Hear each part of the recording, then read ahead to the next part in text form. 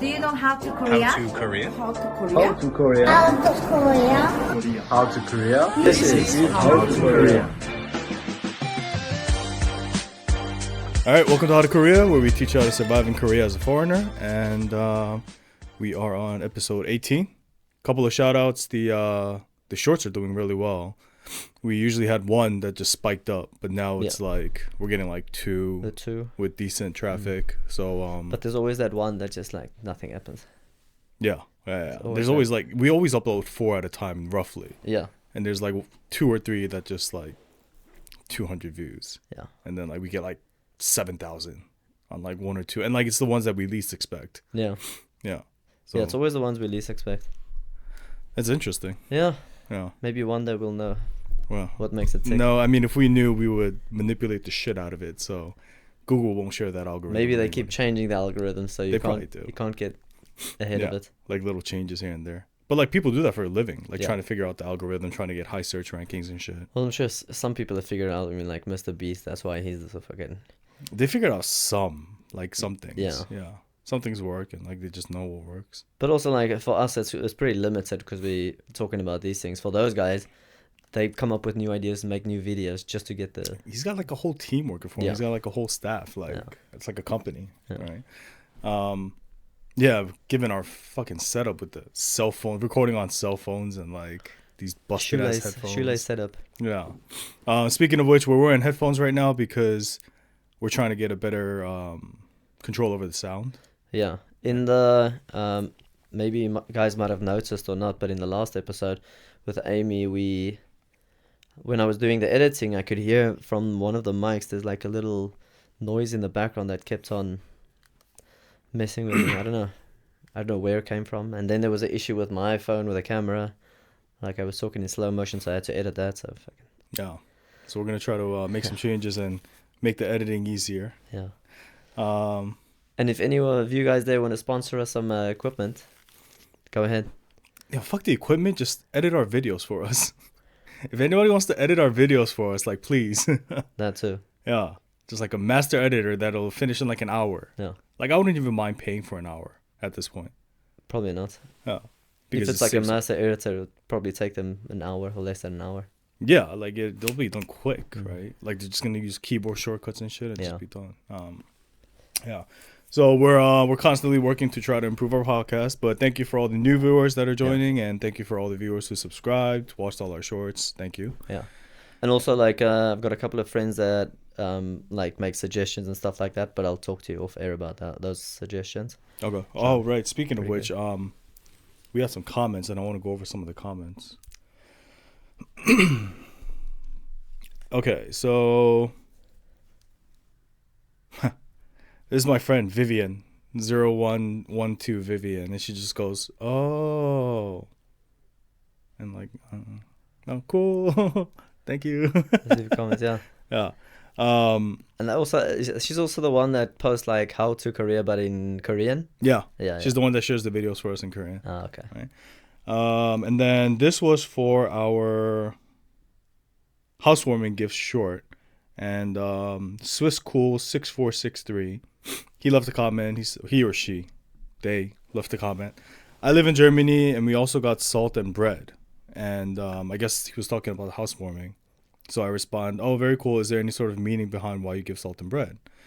And they say, "The meaning is a bit different than in Finland. The bread stands for need for food in life, while the salt should give spice in your new home. This gift is set to give prosperity, a settled way of life, and a good community where you live. It's also there to protect you from evil ghosts. This originates from the Middle Ages when bread and salt were very expensive, and the Christianity believed that salt and bread were the gifts of heaven. When there were bad harvests or wars, those people with bread and salt were seen as blessed. Traditionally, the people say brot und salt." I'm butchering this fucking but brot und Salz Gott erhalt, which can be translated as bread and salt receive it God. So that's pretty cool. It seems like bread and salt is like the natural housewarming gift in Germany. In Finland or Germany. Yeah, right? Germany. And then thank you for that. It's always interesting to find out other countries' perspectives. And thank you for being respectful about it. Not like, what the fuck are you talking about? We have trash bags here. Like, Okay, cool. But we weren't talking about your country. Stop like, talking relax. silly. Right. And then, oh, this one I want to talk about. So there's a few more comments, but there was this one that I really wanted to talk about. And this is kind of like the comments that keep us going, right? So LYF Nink 7 days ago. So she or he goes, "Oh my God, this was so helpful. I am cat sitting at someone's house and I know the woman is Korean and her husband is white. I am finding these little bowls of salt, chili flakes, and red beans all over the house." So after she watched their short, this was in response to the shamanistic rituals for new homes in South Korea short, which was like our top viewed short for some reason. Yeah. And she's like, "Oh, like now I finally know, right?"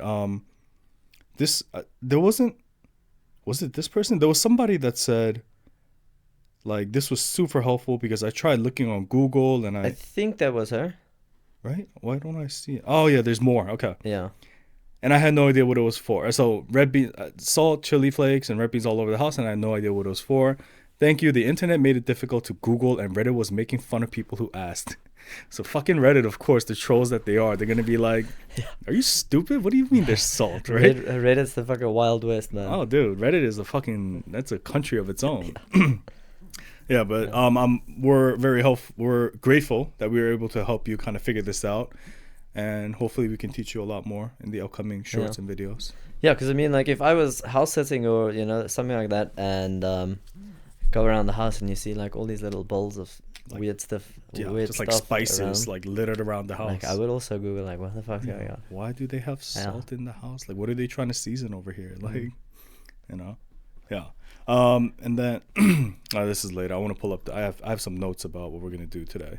Okay. So I think the idea behind when we first started this podcast, it was about talking about foreigners living in Korea, their lifestyles, and like the troubles we faced. And that is still the primary focus of our podcast, and we will continue to talk about that. But at the same time, I think it's good to know a little bit of history in terms of, we talked about this where we said we're probably going to end up discussing current events and history because there's only so much experiences that we can share in terms of like, and we've been pretty extensive in all our podcasts about like all the experiences we've had and things like that, right? So I think it's good for us to know a little bit about the history of the country that we're living in, and I think that's why we came to this conclusion that like, let's talk a little bit about the history because Korean history is crazy. It's wild, man. That's crazy, bro. Another thing on that is obviously because we've been here for a long time, and for foreigners coming into any country, I guess it's always hard for you to understand the culture and to understand why the people are the way that they are. And I guess that's where you need to go into the history to see like what made this country the way that it is today. Yeah. Like, where did it come from, Yeah. And it's fun for people. Like, for me, I enjoy the Korean political movies and stuff like that. Yeah. But it's so difficult to get a grasp of it all because it's so complicated, and obviously with the language barrier and the Korean names, like remembering all the names and who was this guy again? What did he do? What did she do? Whatever. Yeah.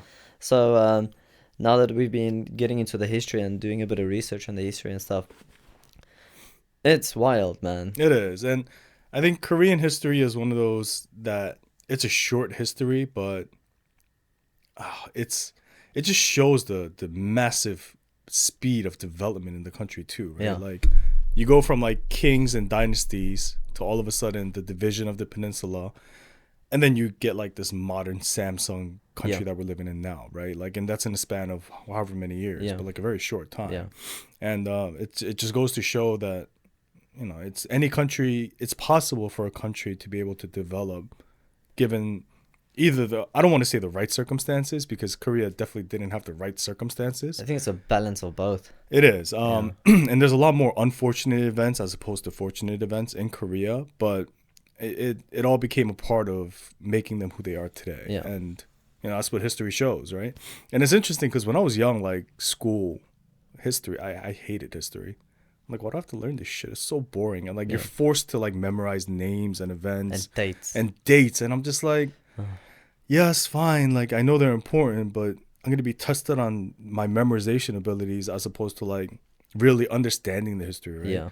So in school, you learn history and you're just kind of like, this is fucking boring. Yeah. But then when you become a grown up and you're learning history and you're just talking about it and you're listening to somebody talk about history, it's very interesting. Sure. Right? Like, Because now you don't have to memorize dates and stuff like no, that. You know and what I you mean? just Yeah. you're asking questions based on what you think is interesting. You're finding out the data points that you think are interesting, and you sit there and like you listen to the person talk to you about it. And the more knowledgeable this person is, the more interesting it becomes. Yeah. Right. So, I think it's just it's fun to see that like in character development, like in person development, where you just like as you become an adult, things like this is one of the biggest differences I've noticed. Honestly, right? Like I still have a mind of a 20-year-old, sometimes like a 15-year-old. I'm still just a kid inside. But when you see things like this, it's kind of just like, oh shit, I guess I'm grown up now. Yeah. Right? So. Yeah. So on that as well, when I also hated history in school, until like I got to grade 9, I had this one teacher, Mr. Greiling. He passed away during COVID. Rest in peace. But yeah, Mr. Greiling. He was also one of those guys. Very knowledgeable, like a very smart guy, and we were co-workers eventually because I went and taught back at the same high school I was. So we were co-workers, and I always liked to pick his brain. We go on fishing trips and stuff, and like I just sat That there. sounds so fun, bro. Going fishing and just sitting there talking about history. Bro, Like I used to pick his brain about everything. Always enjoyed his storytelling and stuff. But in grade 9, he's the one that switched history for me because of course you need to memorize the dates and this and this, but there's a bigger picture, you know, like always try and find the bigger picture. no. That's when you can start being a bit more passionate, I would say, you know, a bit more curious about it. And the thing about history is it's such a global thing, and like every history is so different, and like it just feels like a big chess match. Yeah. Right? Like every event in history is people just playing a big, massive chess match in hindsight. Right? Yeah. Like at the time, it's kind of like, well, fuck, like what do I do? Yeah. But It's if you see the every events- action has a reaction. Yeah, you know? and like Yeah. we're not talking about minor reactions. We're talking about like changing the course of history, Yeah. right? So we're definitely living in that time now. Like Es- people are gonna look back and be like, this is- especially now, you know, like with all the shit going on in the world, you know, a lot of people say that this is the making, or these are the signs, the early warning signs of all the other world wars that were fought, you know. yeah. And it does seem like it with all the shit going on. But like I don't know, man. The next war is gonna be so different. Like, I just don't see it being the same as any other world war. No ways. There's gonna be cyber terrorism. There's gonna be actual physical terrorism. There's gonna be missiles, nukes. Like, You know, the scary thing is I saw, I don't know if it's just propaganda or bullshit, but I saw videos with the Chinese military training with robot dogs with machine guns on top of them. oh my god, That looks fucking wild. oh my god, bro. You see this dog walking next to the soldier with a remote control, and you see this, you know, those like the dynamic labs Yeah. with the dogs and the robot dancing and stuff. Yeah. One of those type of dogs with a huge machine gun on top and just like, It's like fucking Iron Man come to life, bro. yeah, dude, like the Terminator. Oh my god. Yeah, so it's gonna be interesting. If it does happen, it's gonna be interesting. I think it's gonna come to a point where it's less about people fighting. You're gonna have less need for soldiers and more about just machines fighting other machines. But I mean, you're just gonna that's- have a shit ton of civilian Yeah. casualties. Like that's all it is. And that's what you see in Ukraine. They're using so many drones Oh. to like take out the Russian Yeah. soldiers. It's and good all for that. the soldiers because in a certain sense, like they're not actually less of them are. I wouldn't say it's good for the soldiers. I mean, it's still dangerous as shit if you're on the receiving side. But when you're on the offense, you're less likely to be piloting something that puts you in harm's way, right? You're going to be doing it remotely in like a base somewhere. But if somebody decides to bomb your base, then you're fucked. Yeah. Right. But And also, like, where does the line get drawn? When do we start going nuclear? Because you can sit wherever you want with a remote control. Like, you're fucked. yeah, shoot them just like a little PlayStation controller. Shoot. Oh, I want to shoot a nuke here. Shoot a nuke there, Yeah. and just like point Yeah. on a tablet and just like boom. Also, isn't Memorial Day coming up? Korea's Memorial Day? Is that what that day is? I'm not sure. Do you know anything about Memorial Day? It is Memorial Day. The only thing I know about Memorial Day is you see a lot of Korean flags everywhere.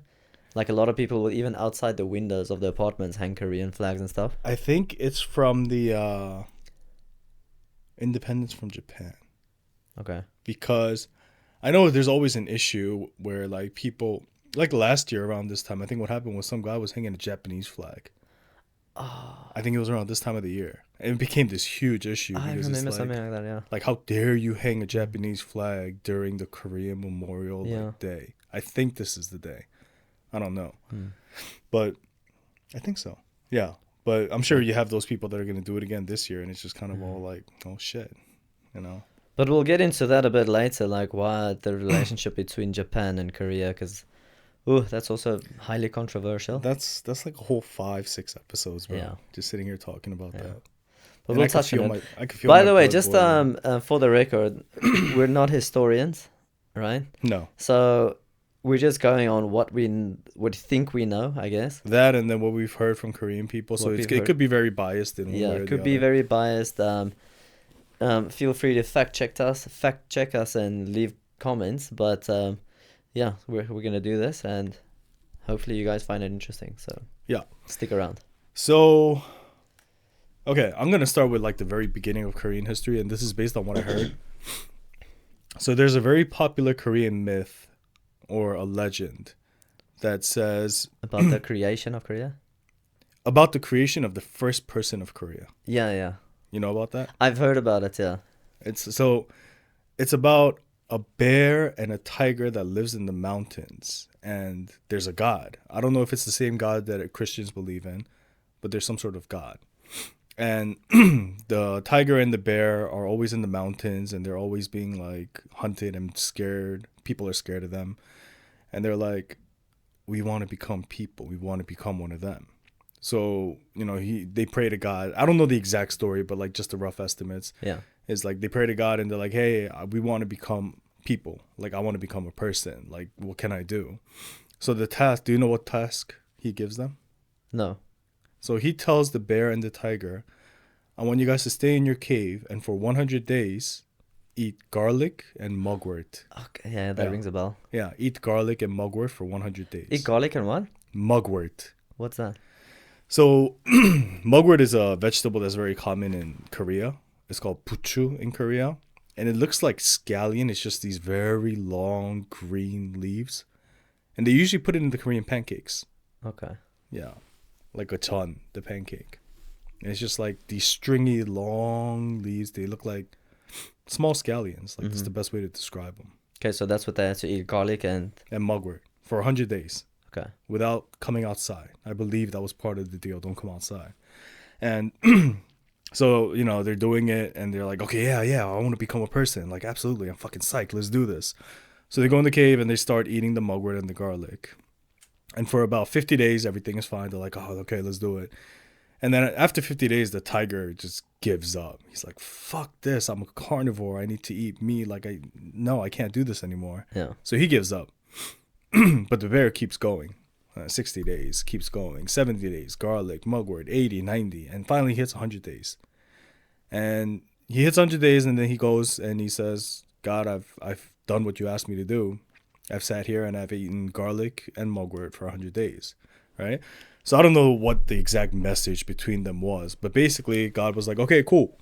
Awesome. So you're going to become a person now. And he turned the bear into a woman. So the way the Korean history starts is this one is like a fairy tale. Yeah. It's like a kind of like a legend, right? Who knows if it's true. But so when the bear became a woman, the bear had a child. And the name of that child is Dangun Wanggam. Dangun Wanggam. Okay? And he is, I might be butchering this. I don't know if it's this one or Hwanung. There's two names here. There's Hwanung. Wait. No. The son that they had, the bear's name is Hwanung, and then the son's name is Dangun Wanggam, right? Okay. So he is the first ever like Korean, Yeah. apparently. Like according to legends, he's the very first Korean person. And he is the result of breeding between God and a bear that's turned into a woman. Yeah. And he's like this great person, and he created the old Joseon Dynasty. Okay. And it goes even further, and they say that it's not just about him being the first Korean. He actually discovered fire. Ooh. Yeah. he made tools using rocks. So he slammed the rock against another rock until the rock became sharp and it became a tool and it became something you could hunt with. Yeah. Hold on there. Guys, also for this part, keep in mind that now we're talking about South and North Korea as one entity. Right. And Yeah. that's where, when I was listening to the story, I was thinking, okay, just South Korea. No. But no, Yeah. it's just one unified Korea. One unified Korea. Right. So this Also, person.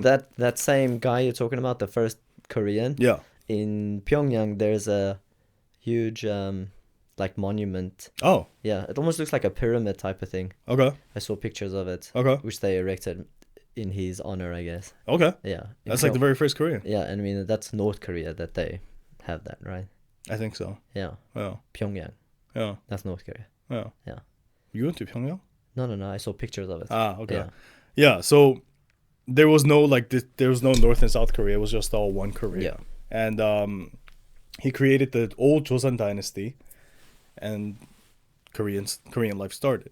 Right. So that's the beginning, the very beginning. It's like Adam and Eve for South Korea. Yeah. Right. And then.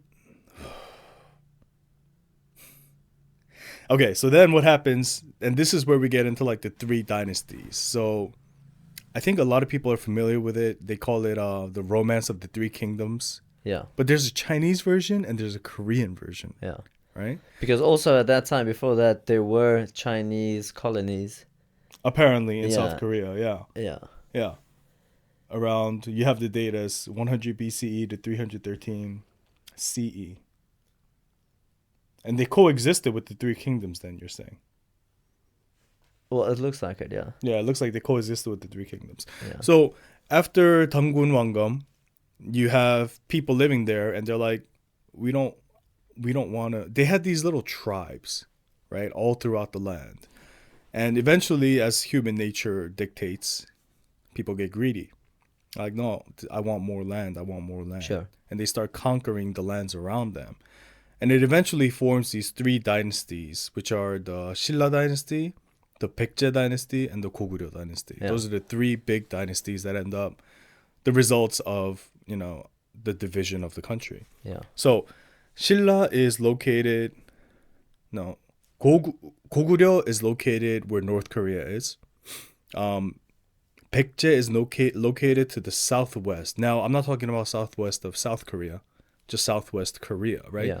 So you're talking all the way from like Seoul down to Jeollado, like that whole west, basically the whole west half of South Korea Of as we South know it Korea. today. Yeah. And then Silla. Silla Yeah. is actually to the east side of Korea. Yeah. Now, the interesting thing about Silla is it's one of the most famous dynasties because they're the ones who, we'll get into this later, but if you go to Gyeongju, they have these big-ass tombs. Yeah, I've been there. That's from the Silla dynasty. Okay, yeah. Yeah, so the kings or whoever Yeah, all the kings. are buried in that, and Yeah. they're all from the Silla dynasty. Yeah. And Gyeongju was like their home base, apparently. Okay. That's why it's such a monumental, like, Yeah, yeah. cultural heritage area, right? So you have these three kingdoms, and for the next however many years, like, what is it, 413 years? No, about 700 years, right? For the next 700 years, what they're doing is they're just fighting with each other over and over, trying to gain more control land, and they're always shifting power. Yeah. At certain points, one person has more, the Yeah. other person has more, they become stronger, they become weaker, and it's just this constant struggle between these three dynasties. And eventually, what ends up happening is Silla wins this massive war. They win the total war. Yeah. And then they decide to unify South Korea. And they become Well, united the Silla. whole Korea. All of Korea. Yeah, not sorry, South no, Korea. I Yeah. said South Korea. It's hard to get rid of that. Yeah, it is. All of Korea. All so of Korea. north, south, west, east, west, everywhere, right? Yeah. They combined it together and it becomes a unified Silla. Yeah. So you go from this person who is the newborn of a god and a bear to three dynasties to one unified dynasty after years, decades of fighting, centuries of fighting, right? So Silla, and this becomes interesting because Silla puts in all this work. They unified this whole continent, and then what happens is it gets divided up again. they're like, no, we don't want to be part of Shilla anymore. Yeah. We're going to separate. So the first port, according to what I heard, the first part that separates is the north side, right? And that's called 발해. What's that? 발해. 발해. Yeah, 발해 becomes the north part of Shilla. And then the west side divides again. And they're like, oh, we're going to be called 후백제. So it used to be 백제. 후 means after.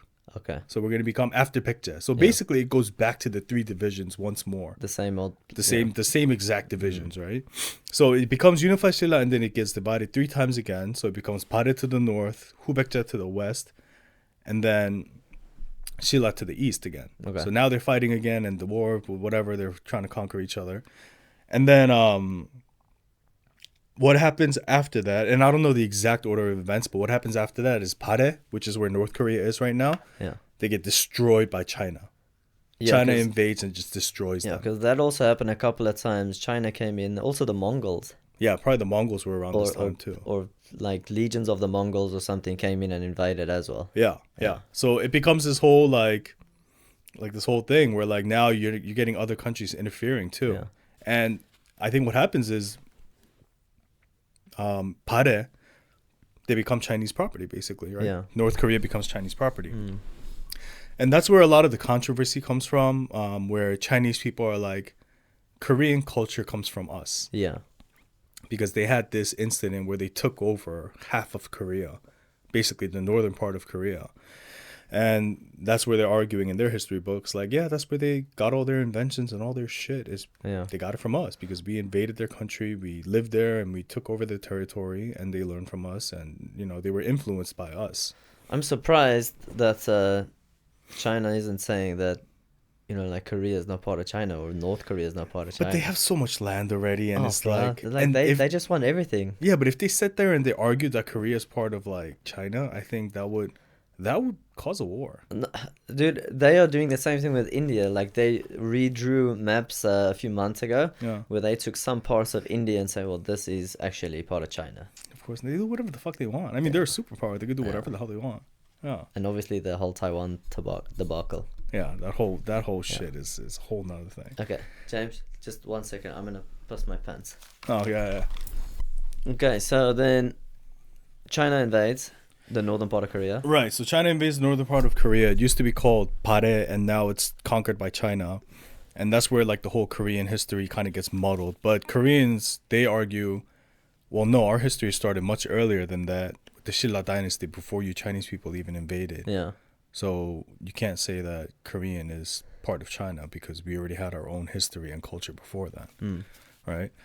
So you have 발해 destroyed by China. They're conquered by China. And then, oh my God. Wait, there's Goguryo. This part, I don't know. Makes Goguryo. Okay, so I don't know which part. I don't know exactly which part, but there becomes a 후 Goguryo as well. So I think what happens is China gets pushed out by the people that were living in North Korea. I think this one I have to fact check, but they get pushed out by the people that are living in North Korea, 발해, and they renamed themselves 후 Goguryo because it used to be Goguryo and now it's after Goguryo. Is it who Goryeo? Who? Yeah, it means after. Okay. Right. So they become 후 Goguryo, and then Gunye is the king of 후 Goguryo. He's this very popular king. Apparently, everybody knows about them. So he's the king of 후 Goguryo, and then Wangun is the right hand of Gunye. He's like his most trusted general, and they work together to start from Goguryo and then conquer all of Korea again. So it's basically the first time it happened from the Silla Dynasty from the east, all of Korea, and now I think the Goguryo is from the north. 후 Goguryo is from the north. So from the north, they conquer all of Korea again. Yeah. And then they unify under Goryeo.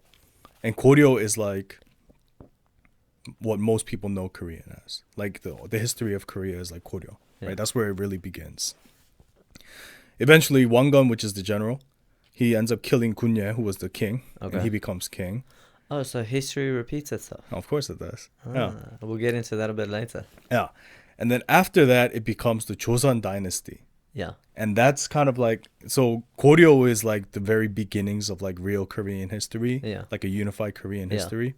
And then it becomes the Joseon Dynasty. And that's like one of the most famous ones. Yeah, and that's, I think, where like, whenever you see a Korean drama with like the kings and shit, like wearing the hanbok, Yeah. that's from like the Joseon Dynasty. And also that's where King Sejong appeared. Yeah, he's from the Joseon Dynasty. Yeah. And that's where like the Korean, like real Korean culture starts picking up and they become this old independent country. Okay.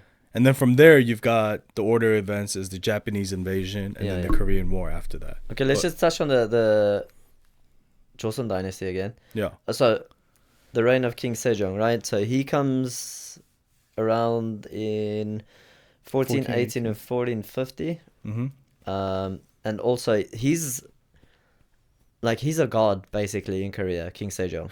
Oh, shit. Sorry. Before that, like, I know I don't want to interrupt you, Yeah, but yeah. I need to talk about this real quick 'cause this is super interesting. Remember how I talked about Unified Shilla? So Unified Shilla, basically what happened with Unified Shilla is the king of Shilla, he was believed to be, he was born from an egg. Oh yeah. Yeah. Like the old tale goes, he was born from this like egg that somebody found out in the field, this like massive egg. And like basically I think the idea they're trying to portray is like, yeah, he's not like a normal man. Yeah, he's Like not he's like like a normal human. legend. Born from an egg. And I don't know why they used an egg to make him legendary, but Yeah, they used an egg. could have been cool, like a dragon egg. Yeah, like there was a phoenix that flew and died, and then from the ashes rose this person, right? Like, Yeah. oh shit, really? That's cool. But it's like you imagine a man like all wet and slimy, like just crawling out of an egg. Out It's of just an kinda egg. like, okay, like you want to make Maybe in Korean it sounds cooler. maybe. But even the Korean people were told me the history. They're like, he came out of an egg, and I'm like, an egg, like a chicken egg, and Yeah. they're like, we don't know what egg it was, but Yeah. he came out of an egg, and I'm like, Yeah, okay, they should cool. have changed like something cooler. Yeah. Like he rode on the back of a dragon and Yeah, fell 100 feet into the ground and but did it a was safe superhero 'cause it was landing. like a metallic egg. Yeah, or like a golden egg. Golden egg. Yeah, like a gold egg, and he just used his fist and punched out of the egg and just distributed the gold to the people and blah blah blah, right? That's a bit cooler. Yeah. Yeah. And I'm sure there's some sort of like story behind the egg. I'm probably just butchering the story because Maybe. I haven't heard enough. If but you guys know, let us know. yeah, Yeah. the whole Shilla dynasty king Yeah. and the egg story. Yeah. Okay, then back to King Sejong, right? Yeah. So a couple of reasons why this guy is seen as like one of the best leaders in Korea. Like you said, you touched on, he created the Korean language Hangul. Mm-hmm. That's one of the first things. And on that Hangul, what I discovered recently when I was listening to one of the podcasts, he created that language, but not with the intention so that it's for everyone, right? He just created that language to break away from the Chinese characters and stuff like that, to get a bit of separation there. Right. And then what happened was actually the Western, what do you call those people that come around and they preach and they spread the word of God and whatever? Missionaries? Missionaries, Yeah. right? Thank you. So there were Western missionaries that came to Korea, and they At that time? I don't think it's that time, no. Not when he created the language, but later on. Okay. So one of the reasons why the Hangul was spread so far and wide, and also that it was able for the peasants to read and stuff like that, is because of the missionaries. They came and they spread the word of God, and they used that Hangul to spread the word of God. And that's how it became like the language of the country. But well, it helped a lot Right. to spread the language and make people what do you call it, like educated or literate and whatever. So it was supposed to start as like just the language of the royal people. I don't know what the intention was, but like, yeah, I'm not sure exactly what the intention was behind it. But later on, because of the missionaries, that's why everyone had access to this language, and they taught the people how to read and write, just so that they can spread the word of God. Okay. Yeah. Cool. But also keep in mind that in Korea, the biggest religion is Christianity. Alongside Buddhism. Buddhism is Yeah, still but pretty big. percentage-wise, Yeah. Christianity is number one, especially Protestant, Mm. and then in second place is Buddhism. Right. Yeah, just keep that in mind. Mm. Yeah, so that's what Sejong did, and also he promoted science, education, like people coming up with inventions and all shit like that.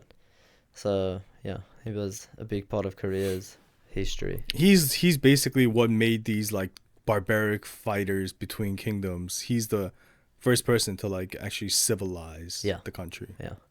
And also bureaucracy. I think bureaucracy begins to grow under him. Like He's on the 1001. No, is he? He's on one of the bills. I actually never even looked at it like that. No. I'm You sure see he him must wearing be. that Korean Yeah, crown. yeah, The no, long. yeah, the 1000 I think with the blue. He's got a hat. Yes, the 1000. Isn't he on all of them? I don't know. That's a good question. I've We'll never have a looked look. We'll closely enough. post the picture maybe somewhere. See Oh. if it is. Yeah, and then, so that's King Sejong. Right. But also, like I said, under him, or when bureaucracy came into Korea, like they had these regions that had, it wasn't kings, like dukes or something, whatever you call it, like governors in charge of different regions. Mm. And they also were so, it was so sophisticated that they had written records of a region, how many trees were in that region, Oh, like shit. how many mulberry trees, how many oak trees, how many this, how many that were in this guy's region, how big was his land to farm rice on and wheat, and you know, like they counted every person because all of this was for taxation purposes later on. So they kept track of every person born, every peasant born, whatever, so that they can be taxed eventually on that. So yeah, they were very sophisticated even way back then. Well, Yeah. so he reigns until 1450, and then does he die of natural causes? I don't know. Okay, so he dies, or he stops being ruler. Maybe there's some story behind him, like Probably. the egg sucked him in. I don't know. I'm sure there is some sort of. But once you get to like his era, I think it becomes less like mythical and more realistic. Yeah, more realistic. Yeah. Yeah. So he probably Because died like of old age. education was big from that time onwards. Right. Like they focused a lot on education and stuff Right. like that. So apparently, a lot of the Korean history books, what they end up doing is they talk about this the guy, the son of the barren god, for like the first 2 sentences of the book. Yeah. And then literally the rest of the book is just about the Japanese colonization. Oh really? Yeah. Yeah. That's how Korean history books are made, apparently. What, like in school? Those Yeah, those that's type what of the books? kids learn in school. Yeah. I guess that's why the kids hate Japan so much. They're kind of like bred to hate Japanese people. That's it, yeah. But I mean, kids these days, not so much, right? Like not as. I mean, man. Korean people still don't really like Japanese people, but like it's a lot different to like talk to somebody who's 60, 70 years old about Japanese people than it is about like even our generation, Yeah. right? Like you talk to Korean people about our generation, about Japanese people, and they're just kind of like, whatever. I don't know, man. I always like, this is one of the tactics I use with my older kids in class. If they're a bit rowdy and not paying attention and stuff, like, okay, guys, today's topic, we're gonna talk about how great Japan is. Yeah. And then you see everyone's paying attention. Everyone's like upset, and you know, like everyone's ready. It's like, okay, I got your attention. Yeah. Like, let's carry on. Oh. But yeah, it's like still a very touchy subject. I mean, you imagine what they learn in school, right? Like it's like they're Of not going to course, learn but good not things. even that, like from their grandparents, from their parents. Yeah, You know, it's just like passed down through generation. It is. Yeah, which makes sense, of course. Like all the terrible shit that happened. Yeah, which we'll get into. Yeah. Let's finish up with the Joseon Dynasty. Okay. What else do you know? I don't know anything about the Joseon Dynasty. It's still complicated. There's so many things going on, but yeah, basically the Joseon Dynasty is where, like you said, Korea started to become Korea. Yeah. And also that's the other thing, Confucianism. Ah, right. That was a big one. Yeah. And that is Chinese influence, though. Yeah, well, he was Chinese. He's Chinese, yeah. Yeah. Basically. And it's very complicated because I don't understand it completely, Confucianism, but there's a couple of, I would say, like rules or standards to live by. Isn't it kind of like Buddhism? Like it's like a very gentle, like yeah, in a relaxed sense, religion. but a couple of things, like for example, hierarchy, right? That's big in Confucianism. The ruler, there's like a saying, let the ruler be a ruler, let the father be a father, let the son be a son, right? That's one of the phrases, the sayings. So know your place. If you're a peasant, you stay a peasant. You listen to anyone above you in the hierarchy of the social it's kind of like order. a caste system. Yeah. Okay. Right. So yeah, if the king or the ruler has a judgment, or he has whatever he wants to do, everyone below him need to obey. That's Right? kind of like Korean culture right now. Exactly. Right. That's where it comes from. Exactly. Yeah. Yeah. So how long has it been like that? I don't know. But yeah, and also like with your parents, Respect your parents. respect your parents, treat them well. When they get too old to take care of themselves, you need to take care of them. All right. And then when they die, always like appreciate them even after death, or celebrate them after death as much as you can, stuff like that. So yeah, which is still like similar to Korea. So like so a lot of people still live with their parents and stuff. Yeah. Also financially, that's the reason. Yeah. Might be a bit of both. So that's where that whole thing comes from, though. Yeah, and it's education. still very deeply embedded into the culture. Yeah, and also like education is very important. You see a lot of smart Korean people. Yeah, Yeah. sure. I think that's as much as we get to the Joseon Dynasty. Yeah, I don't know. I don't really know anything else after that. No. Also, like the pottery and stuff, and like you said, inventions. Like, because like education is so big, everyone had like free rein. Get yourself educated. They also had like these tests. If you want to be part of like the governing social order, you had to take like a test to see if you're able to be in government or not. Which they have now too. Oh, they do? The public servant test is one of the hardest tests in it. Korea. It's one of the hardest tests. It's like almost you have to know basically everything about Korea. Wow. Basically everything. Yeah. And like I'm not sure when that came in. but like I see the roots. Like, Yeah. You're talking about it. And Yeah, like, because I saw that in one of the things also like a long time ago, they had these public servant tests. So before you can enter the public service, you need to take this test. That's still going on today. Yeah, with the public servants. Yeah. Oh shit. Yeah, and that test is everyone tries to become a public servant. Like a lot of people, their goal is public servant because that job is so secure. Like you will never get fired. And because banks know that, because you never get fired, what ends up happening is you're very good. You're able to get loans very easily. Okay. Because the banks know you'll never get fired. You'll always be making money, and It's even a in safe retirement, job, yeah. it's a very safe job. So that's why a lot of people want it. That's interesting. Yeah. So a lot of men end up marrying public servants because they know that like for life. Yeah. And the benefits are fucking insane, bro. Like they get like 3 years maternity leave. And they can always come back to their job. Like the security is out unreal. Yeah. And I also think there's a program where they I don't know the exact like acceptance rate, but there's like a program where they use also people with disabilities, because I've been to like the local offices and there's always at least one person with like a disability that's like very visible. Yeah. And I'm not like shitting on them like, oh, he looks like he's not very quite there. It's not like that. It's like person with like distorted body, kind of walking, not able to walk properly, like a pure physical disability. Yeah. And like I've always seen at least one in an office. So I think there's some sort of like quota or some sort of like exception there. Okay. So interesting. Yeah. Interesting. Yeah. Okay, so that's kind of like the old school Korean history, right? Yeah. Like that's the basis of Korean culture. Yeah. And I think after this, what ends up happening is Japan invades Korea, and that's where like it really starts diving into the history. Yeah. Right? Oh, sorry. So before we go into that part, we'll do that in the part 2, right? Yeah. So at the end of this, there were also like